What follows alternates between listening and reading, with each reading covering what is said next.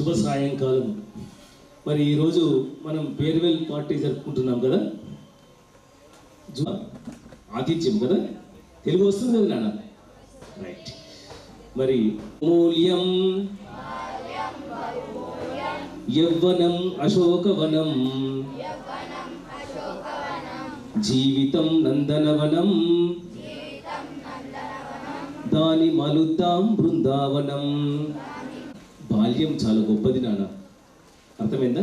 ఈ వయసులోనే మంచైనా చెడైనా ప్రభావం పడేది ఈ వయసులోనే నాన్న. మీరు మంచి మాటలు, మంచి పాటలు, మంచి ఆటలు ఆడితేనే మంచి విద్యార్థులుగా రాణిస్తారు కదా. తాకుపై నీటి దుంబర మెరుస్తుందా? తామరాకు తెలుసు కదా, దానిపై నీటి దుంబర మెరుస్తుంది కదా. నీటి బిందులు ఎట్లా మెరుస్తాయి? అలా మీరు మెరవాలి, మురవాలి, తల్లిదండ్రులు గర్వపడేలా జీవించాలి. అర్థమైందా?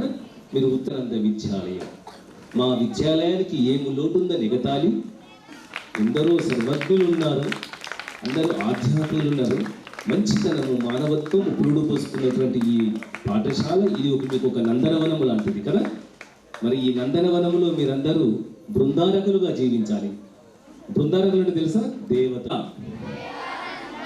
వివేకానంద, నందానంద. ఈరోజు వివేకానందుని యొక్క గురువు గారి చక్కని పాటలు మనం అందరం పాడుకుందాము. ఇప్పుడు మీ ముందు మీ సీనియర్లు ఎంతో చక్కగా ప్రదర్శిస్తారు కనుక మీరందరూ ఆశాంతం ఆస్వాదిస్తారు కదా. ఒక చిన్న పాట పాడుకుందామా? అనండి. ఎండలు కాయుట ఎందుకురా, మబ్బులు పాడేదందుకురా, మబ్బులు పడు వానలు కురిసేదందుకురా, వాండేదందుకురా, చెరువులు నిండుట ఎందుకురా, చెరువులు నిండుట ఎందుకురా, అందుకురా, దేవుని కొలుచుట ఎందుకురా,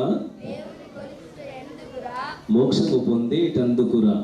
ఒక వివేకానందులు కావాలి, ఒక రామకృష్ణ పరమహంసలు కావాలి, ఒక భగత్ సింగ్ లాంటి వీర దయానందులు కావాలి, అరవిందులు లాంటి